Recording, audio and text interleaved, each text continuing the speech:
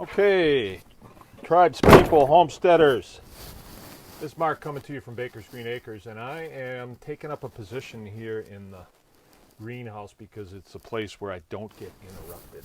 And everybody's home now, so chances are good that I could get interrupted. But I've had something on my mind for a while that I'd really like to get out there. And let's see, where do I begin? Okay. When you're doing something on your homestead, you decide to do something, and then it works out. That's a victory. That's a victory, right? So, when we started this 15, 16 years ago now, we thought, okay, we want to be commercial farmers. All right, I got to move someplace where it's not so cold. And so that's what we did. And we embarked on that, and we did the best we could, and it worked out pretty good. We had some problems along the way. And then we decided to go a different route, and that was the homesteading route. I gotta have something to sit down. Okay, well, there I am. Okay, and that's worked out really well. And I kind of define that as, we're far more diversified. Everything that we do doesn't equal dollars. We're far more into equality. Like, if you provide a service, you take a fair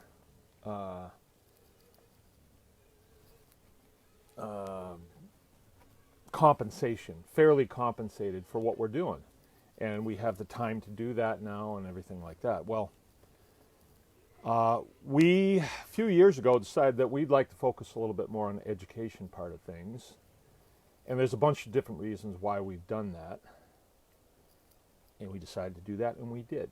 Okay, we're coming up. This is going to be our 10th year, 9th year or 10th year, that we're teaching Homestead Hog Harvest, and that's where we take live hogs. We have a class, 3-day class. Start with live hogs. When we finish, we're putting meat in casings and everything else. There's a lot of information that gets transferred along the way. It's an in-resident deal where people come here and they stay in our town, and then they come to the farm every day. And this year we've got a full class in November, and then the class up in the UP at Shady Grove Farm, I think, is full except for one seat, and that may even be done by now. I'm not sure. So something's happening, all right, and it feels good to me. So there's a bunch of things that I can pass on to you, but there's one that sticks out in my mind right now. And the reason it sticks out in my mind is because of the time of the year. 2 years ago, I was heading up to the UP, the Upper Peninsula of Michigan, to do this class. We have everybody loaded up. We're in the van. We got our trailer, all this stuff. We got all of our equipment, and we're expecting a 3-day class and meet a bunch of new people. And this is great. Love doing it. Love interacting with the people and passing on the things that we've discovered along the way. I get a phone call, and it's this really nice gal talking to me on the phone, saying, "Hey, we've been watching what you're doing, and we want to do that."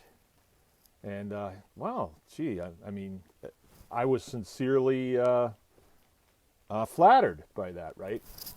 And so that was in October, and that's when we go up to the UP.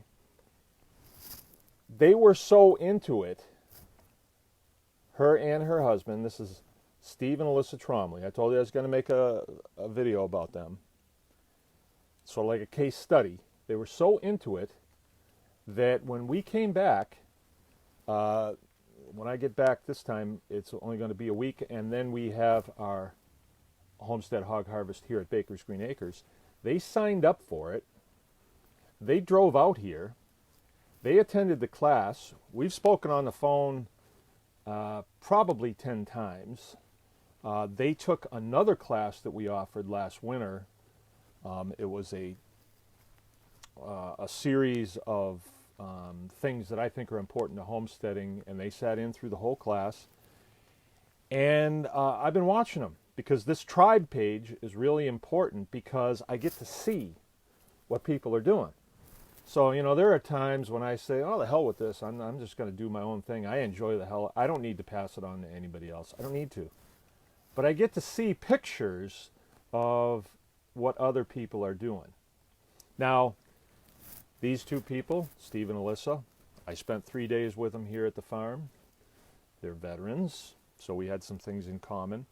And I've gotten to watch what they're doing. I've watched the good times, and I've watched the bad times. And they've had their share of bad times.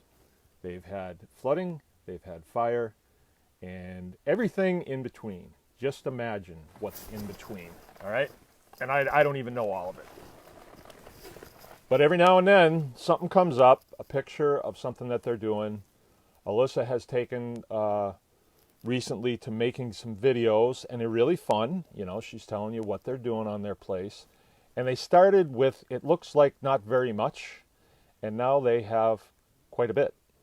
And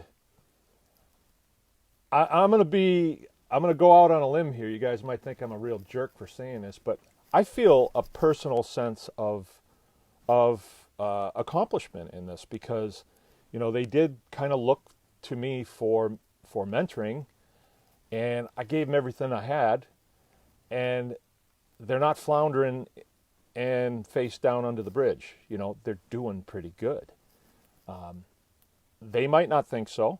So if you guys are listening, there was many times when I thought I wasn't doing so good, but you have to, you know, learn to back up a little bit and look at it and say, well, like in my case, I gave them everything I had as far as my mentoring, you know, while they wanted to listen. Nobody wants to listen forever. And then they took it and they did something with it. So the last I saw on the tribe page, somebody, I'm assuming it was probably Steve, built a scalder. Great design.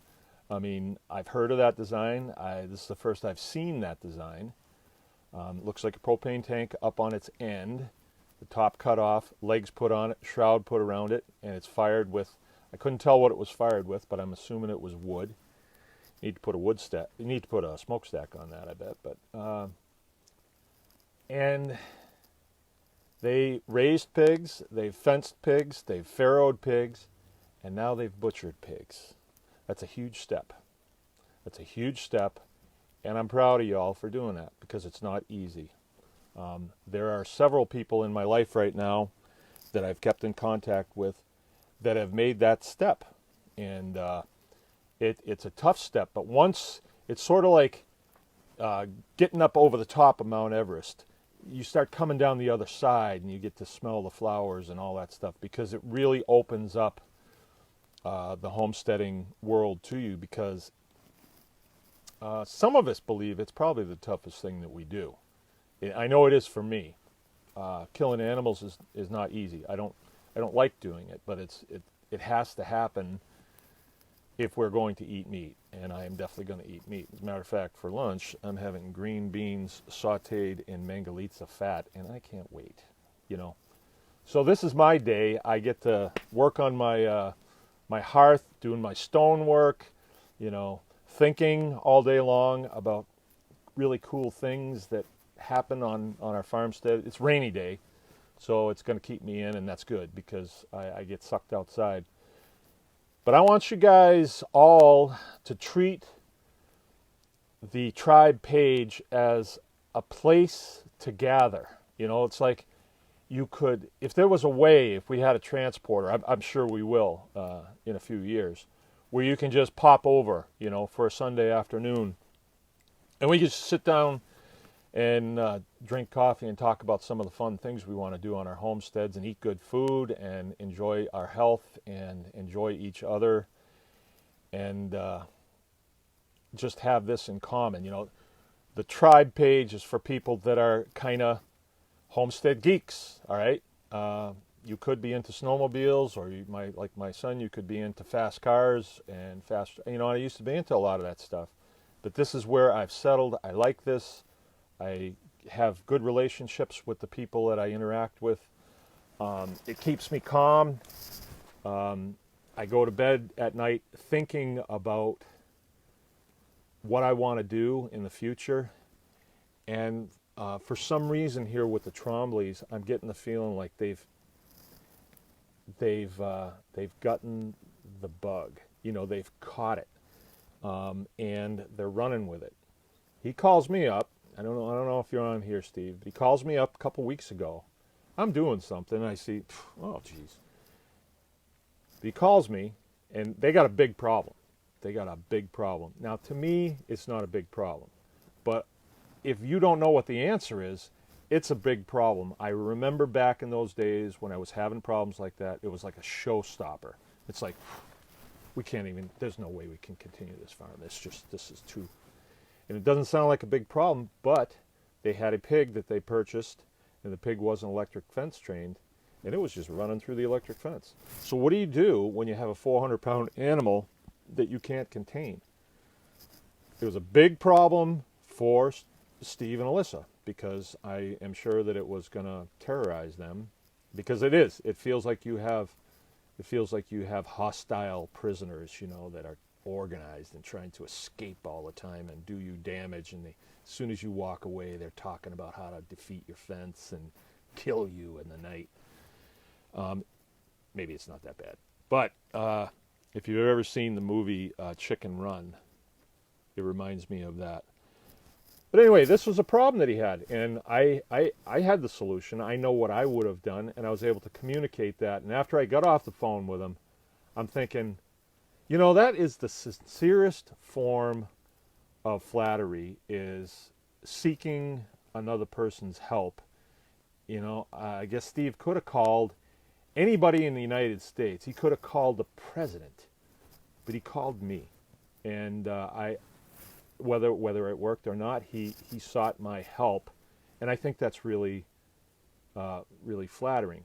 There was times in my farming career here where it would be like a pain in the butt. I got people calling me on the phone all the time, asking stupid questions, and it used to be a pain to me, and that's why we created Anyone Can Farm, because we thought, well, we'll just put it out there, and then people can find it, and like that. That's not how it works, but that's where it started, and that's where Anyone Can Farm came from. It was like the fat chef on Ratatouille. Anyone can cook, right? Well, anyone can farm. You can farm, and but we have to help each other. You're not just a rat that comes off the floor and knows how to farm, like the rat in Ratatouille. He just knew how to cook. I don't know how. So the tribe, I want to develop it. You know, I see a real jewel here where we can develop it and mentor each other. People can put questions out, and there's people that can answer the questions. I've been to other sites, and it seems like there's a few empty barrels that seem to want to be the first one to answer a question, and it's like very dogmatic. This is the way. And I don't think too much of this you can be dogmatic about, because there's different seasons, there's different soil types, there's different attitudes, different animals, everything. But we can help each other with the spirit of, how do I help this person, you know? Not how do I be the smartest guy in the room, you know, if you know what I mean. So I am really thrilled that they have sought to do what I'm doing, and sought my guidance, and then have, you know, made it to the red carpet, in my opinion. I mean, anybody that has done what they've done, I'm very impressed with that. And they're not the only ones. I mean, there's people around me constantly, because we do draw doers, you know, people that, you know, I know it's fun to, like, I like to watch Westerns, but I'm not going to do Westerns, you know. I like to watch it. But we have people in the tribe that are actually doing it. And I go back to this all the time. Ralph Waldo Emerson, big philosopher from where I'm from. He said, if you do the thing, you will have the power. If you don't do the thing, you won't have the power. I think the talking heads on some of the other channels that I just have had to get away from because I wasn't getting anything. It's like they don't actually do it, but they're the first ones to chime in and tell you how to do it. And you could kind of tell after a while. So if there's a way to make this channel so that, well, you know, we're passing on the things that we've done. If it isn't something that I've done, I'd say, well, I've heard, or, well, I would think that you could, things like that. And there's been a good spirit in the tribe, too. People have sought to increase the group and not the individual. And I really appreciate that because the temptation is there to just increase the, you know, like be the guru. There was a homesteading conference, I think last weekend or this weekend and stuff. I didn't even know about it, so I didn't get invited. Yeah, I feel bad. But I had things to do here that I thought would be more enjoyable anyway. So, yeah, that's it. If you could give Steve and Alyssa a tip of the hat and also follow what they're doing, I think that the principle of if you want to know how to do this, you should listen to people who know and people who have the power, and the power comes from doing it, and they have done it. So my hat is tipped to you, Steve and Alyssa. Press on. The mission continues. Anyone can farm.